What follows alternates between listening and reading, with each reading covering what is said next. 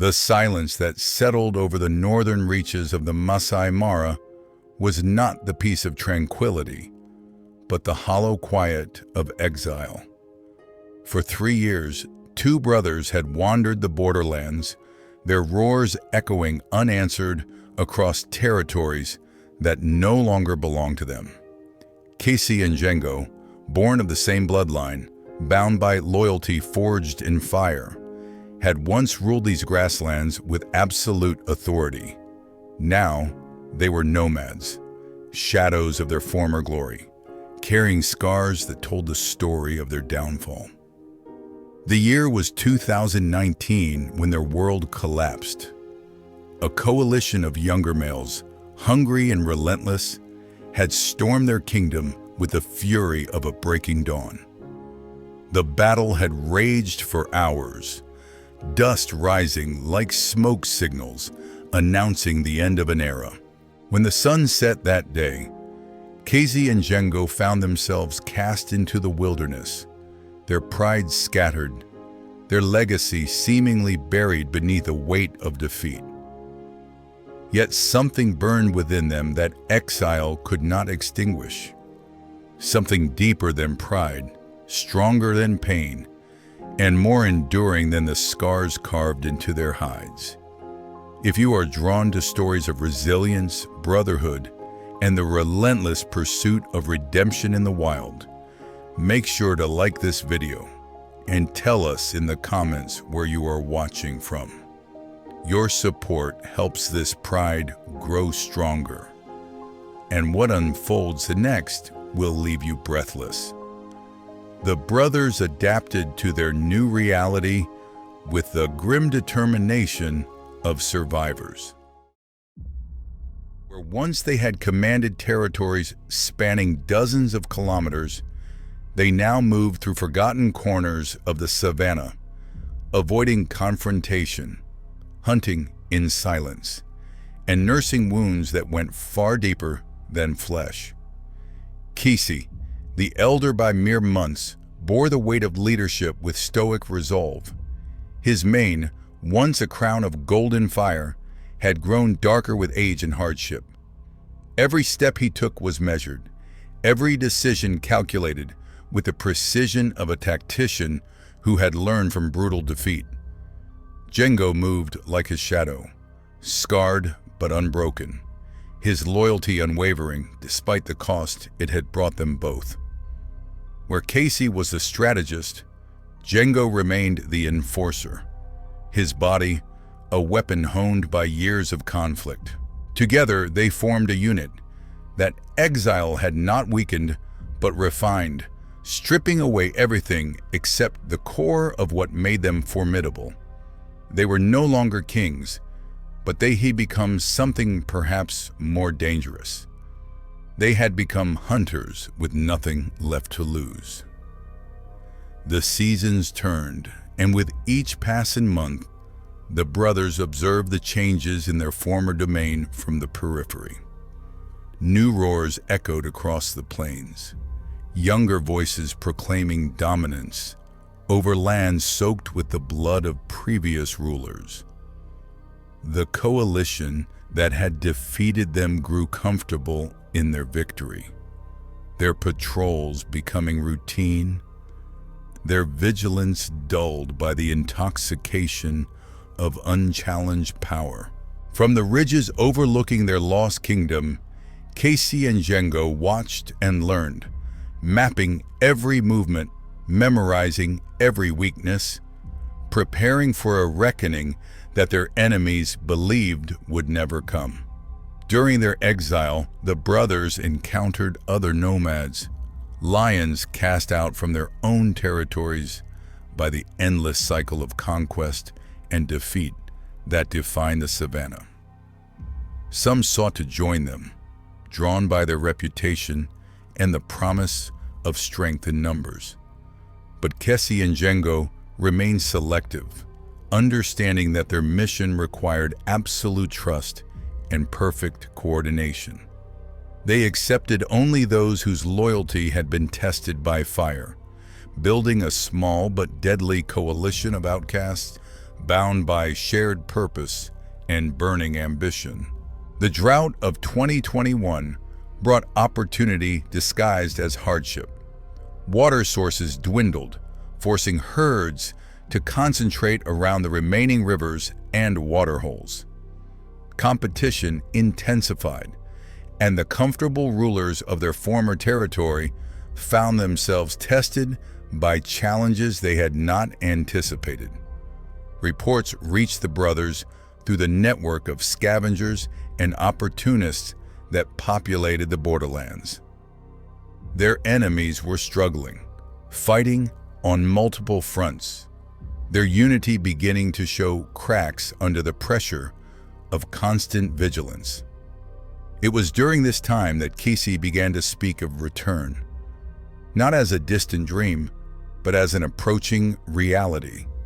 He had observed the patterns, studied the vulnerabilities, and identified the moment when their enemies would be most exposed. The plan he crafted was not born of desperation, but of cold calculation, a strategy that would exploit every lesson learned during their years of exile. They would not charge headlong into battle as they had before. This time, they would strike with precision, patience, and the accumulated wisdom of defeat. Django embraced the vision with fierce enthusiasm, his scarred frame trembling with anticipation. The years of wandering had not diminished his hunger for battle, but concentrated it into something pure and focused.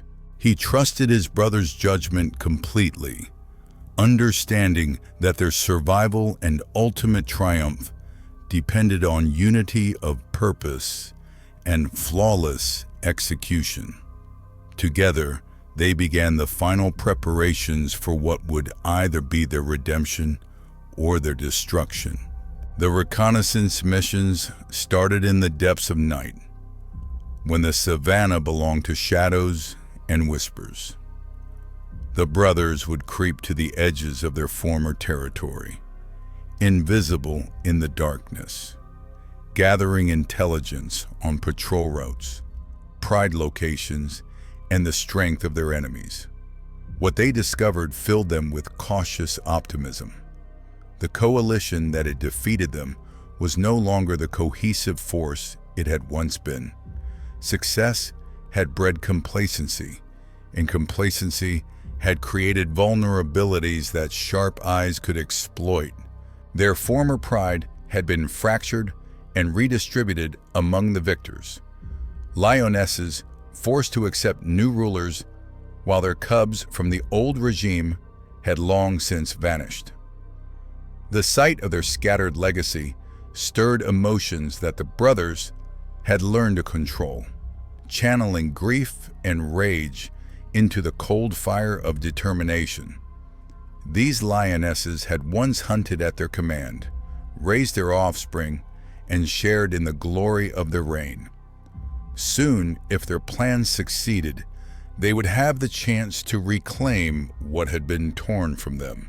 As 2022 dawned over the Masai Mara, the brothers felt the stirring of destiny in their bones.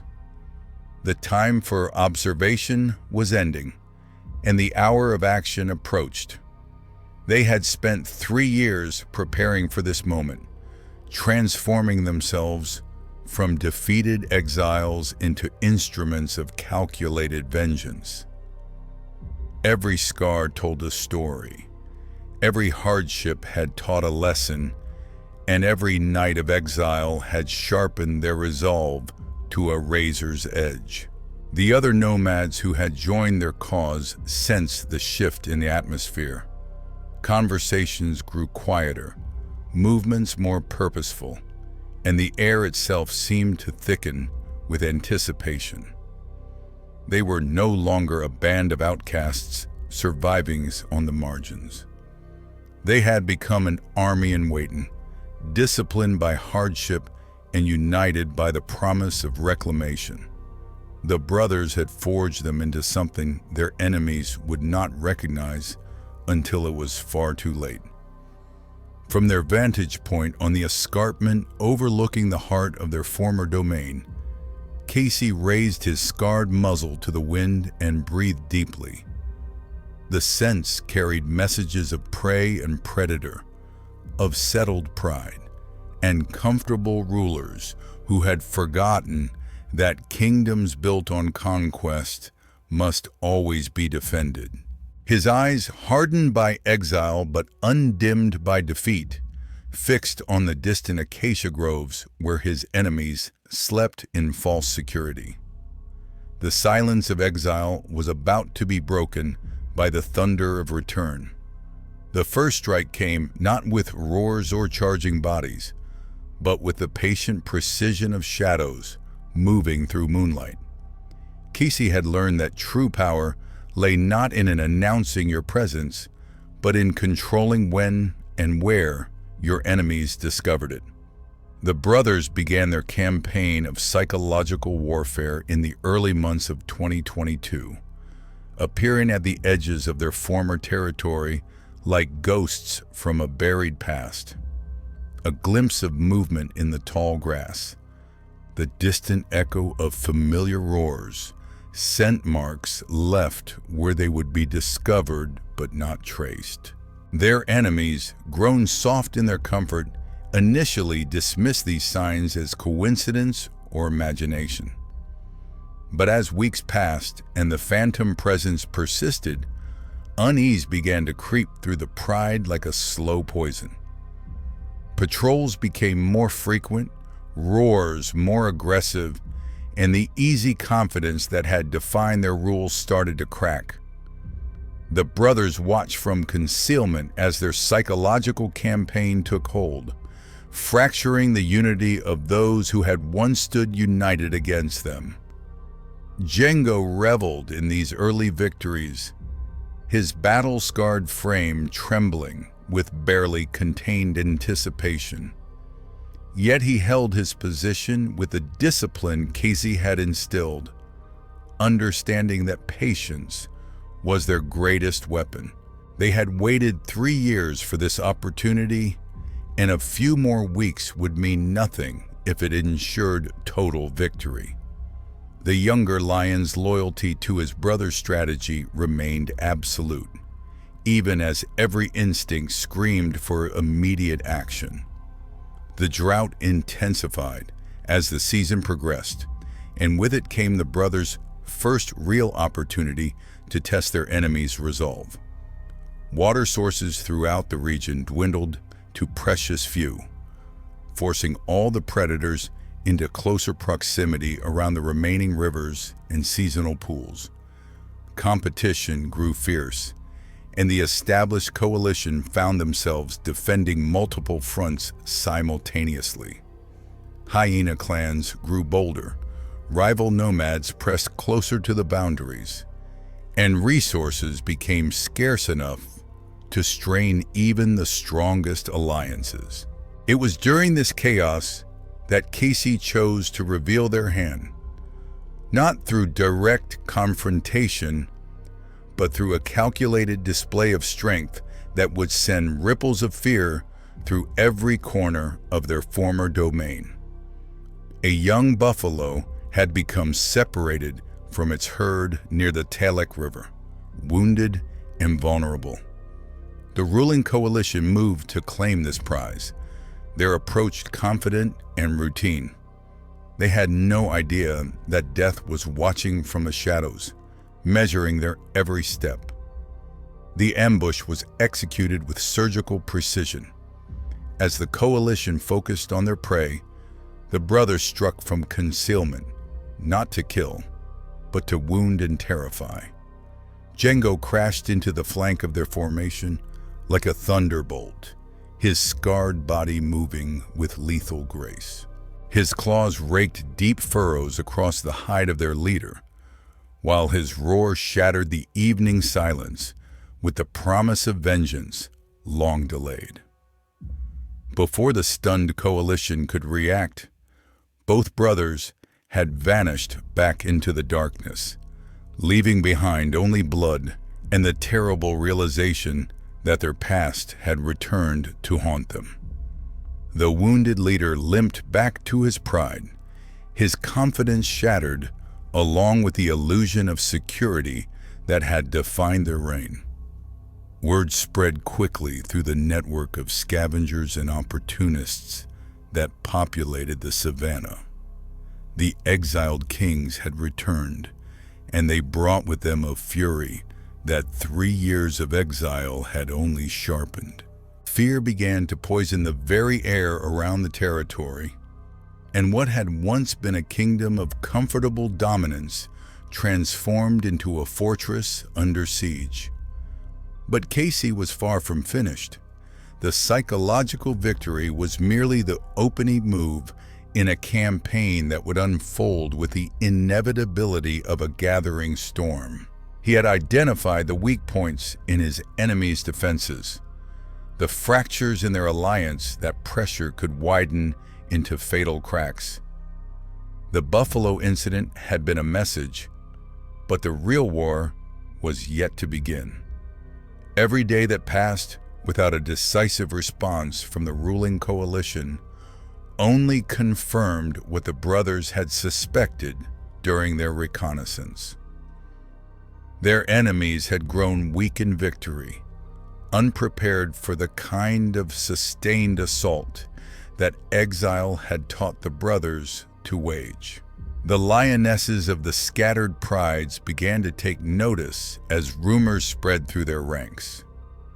Some remembered the brothers from their previous reign, recalling days when leadership had been decisive and protection absolute.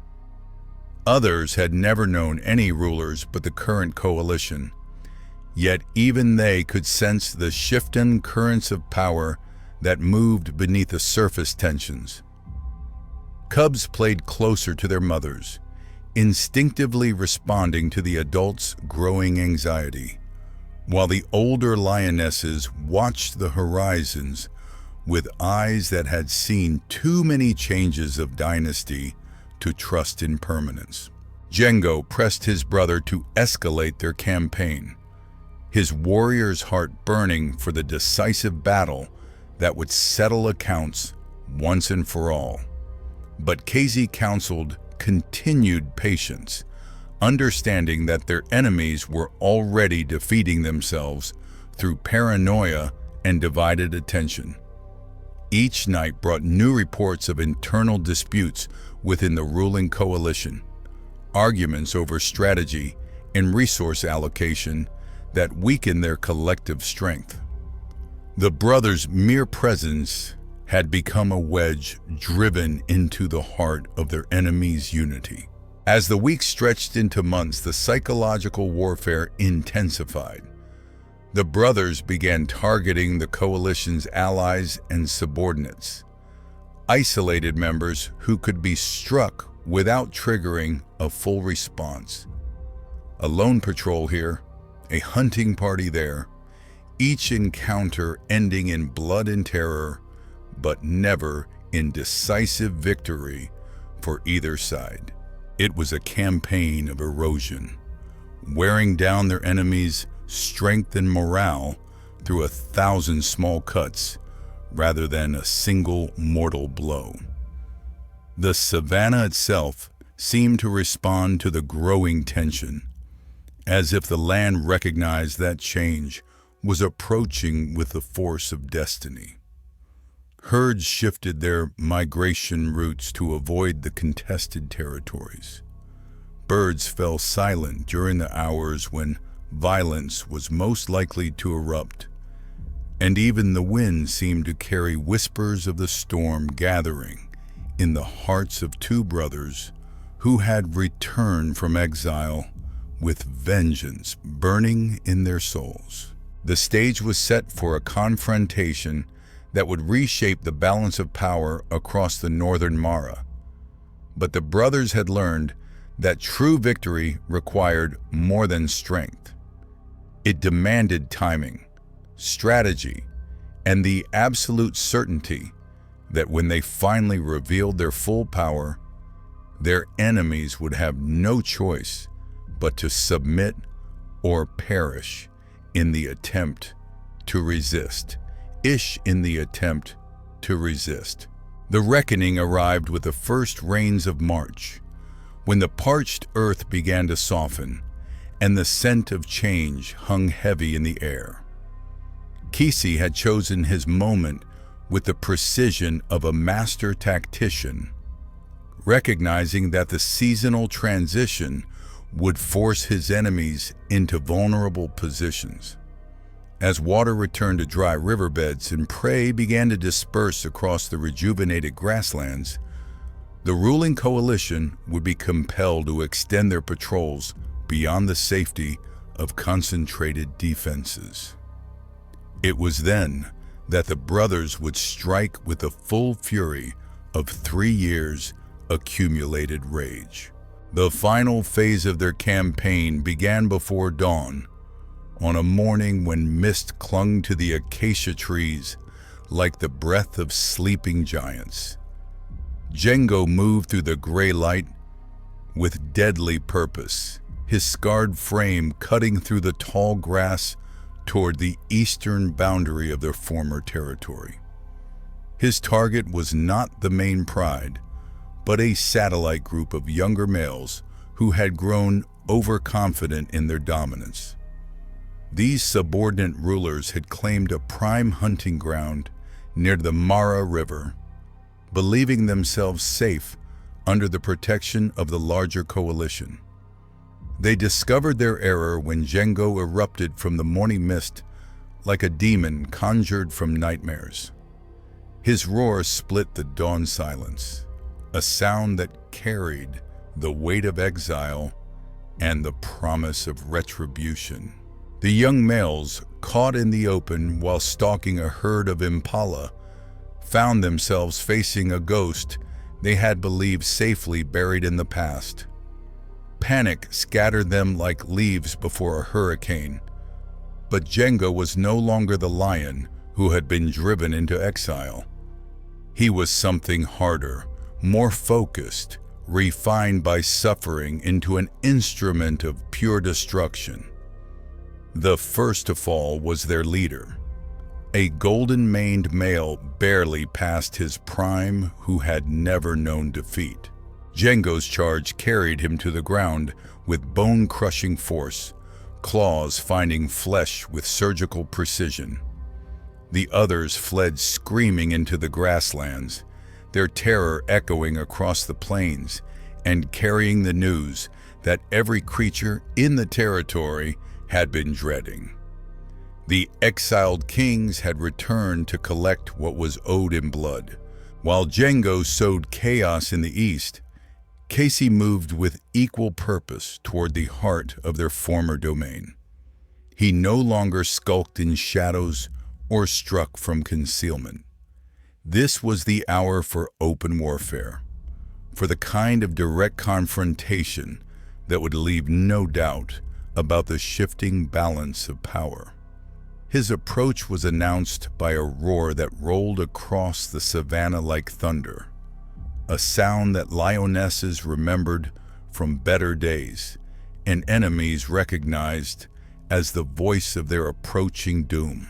The main coalition responded as Kesey had predicted they would, gathering their strength for what they believed would be a decisive battle against a desperate exile. They had numbers, they controlled the territory, and they possessed the confidence of rulers who had never been seriously challenged. What they lacked was the understanding that defeat had transformed their enemy into something far more dangerous than the lion they had once known. Exile had stripped away everything except the core of what made Kesey formidable, concentrating his strength into something pure and deadly. The clash erupted at midday when the sun blazed overhead like a burning eye witnessing the settling of ancient accounts. Kesey met their charge head-on, his massive frame absorbing the impact of multiple attackers while his claws carved terrible wounds in return. He fought with the fury of 3 years' suppressed rage, each blow carrying the weight of every humiliation endured during his exile. Blood painted the trampled grass crimson as the battle raged back and forth, neither side able to claim decisive advantage in the opening exchanges. But Casey had not returned alone, and as the coalition pressed their attack, they discovered the fatal flaw in their strategy. The other nomads who had joined the brothers' cause emerged from concealment like avenging spirits, striking at exposed flanks and rear positions with coordinated precision. These were not the desperate outcasts the coalition had expected, but hardened veterans shaped by exile into a disciplined fighting force. The battle that had seemed certain to end in the brothers' destruction suddenly transformed into a rout. Django's return from the eastern ambush turned the tide completely. He crashed into the coalition's formation like a landslide, his battle cry joining his brother's roar in a symphony of vengeance that shook the very foundations of the earth. Together, the brothers fought as they had in their prime, each movement perfectly synchronized with the others, their bond forged in blood and tested by 3 years of shared suffering, proving unbreakable under pressure. The ruling coalition, faced with the reality of their situation, began to crumble from within. Unity built on shared victory could not withstand the pressure of imminent defeat, and individual survival instincts overcame collective loyalty. One by one, they broke and fled, abandoning their territory and their pride to lions who had earned the right to rule through suffering and determination. The grasslands that had witnessed their exile now bore witness to their triumphant return. As dust settled over the battlefield, Casey stood among the scattered remnants of his enemy's reign and lifted his scarred muzzle to the sky. His roar rolled across the Masai Mara like a proclamation, announcing to every creature within hearing that the rightful kings had reclaimed their throne. Django joined his voice to his brothers, their combined call echoing from the escarpment to the river and beyond, carrying the news of victory to corners of the savannah that had whispered rumors of their return. The lionesses emerged from hiding with cautious hope gleaming in their amber eyes.